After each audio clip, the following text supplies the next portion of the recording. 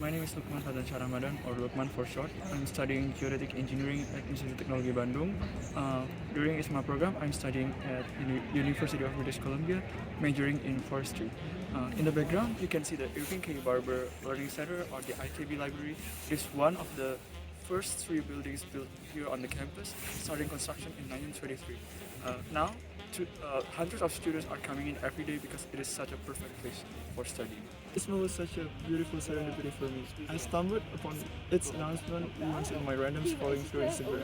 Everything is being paid for by the government and I cannot believe it. But I was hesitating at first. If I got accepted, would that mean that I would graduate much later?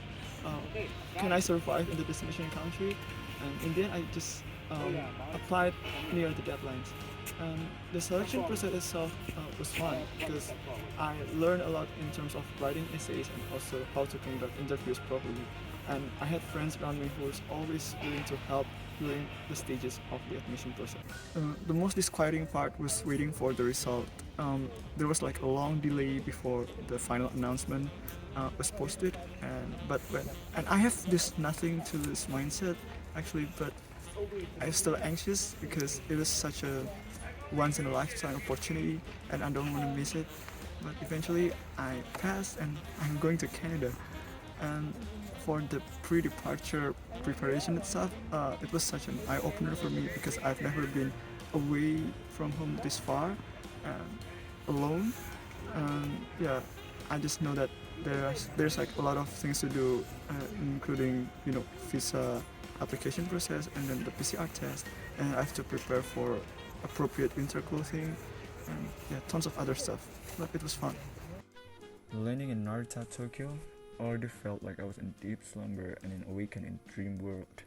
Arriving in Vancouver made me feel like slipping down into deeper layers of my dream, just like Inception. I saw snow for the first time. There were ice-capped mountains on the horizon and people from diverse nationalities at the airport. It was so surreal, nothing of the sort has ever appeared in my wildest dream back in Indonesia. After taking care of our documents in the immigration, we proceeded to the university itself. I still could not believe the scenes that unfolded before my eyes.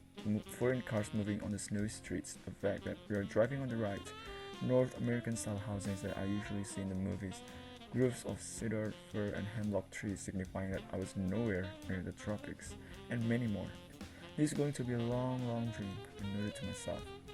After our PCR tests in Vancouver's airport turned out negative, hence we didn't have to quarantine ourselves, we decided to explore the city right away. We toured around the city. We visited Canada Place, one of the city's most famous landmarks. We also strolled around downtown. I came to the museums by myself, and I learned a great deal about this place there.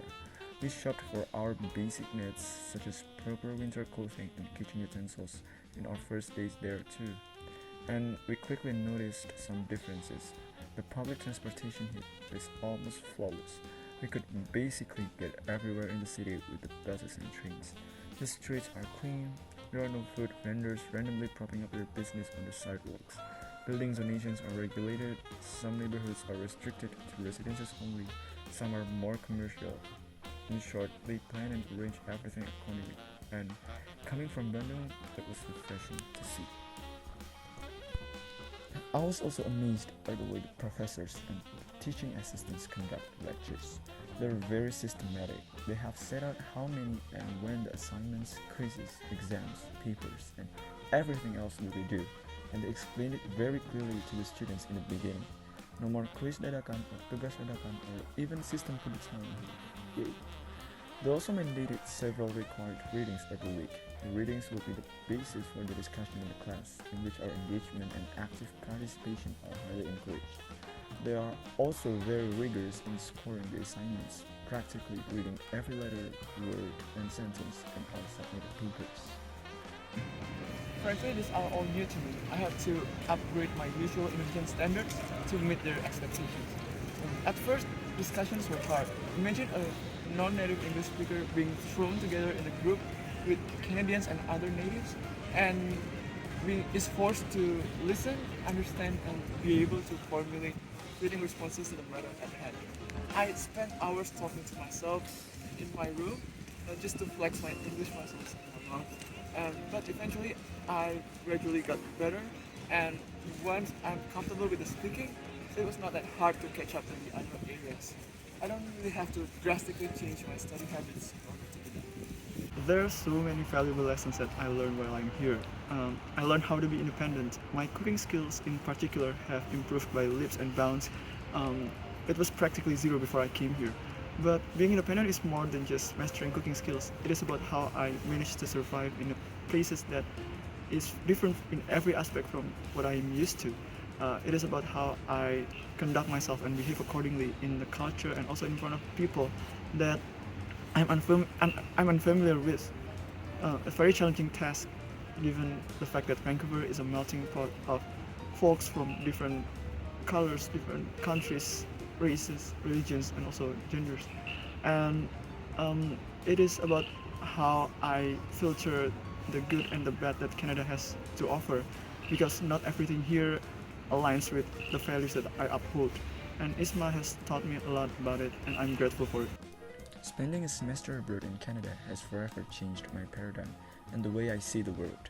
I believe it could change our country's situation too by mimicking some of the stuff we do in Canada. The discipline, the meticulous planning before commencing a project, the high academic standard, especially in reading and writing, the way they build their cities and incorporate the latest technology in it, the religious and intercultural tolerance, and the list will be too long if I have to mention it one by one. I strongly believe we have the capacity to undertake all those changes. The problem is, are we willing to do that? Honestly, I think it's still too early to say anything about what I would do to contribute to ISMA or the country overall after this program ends.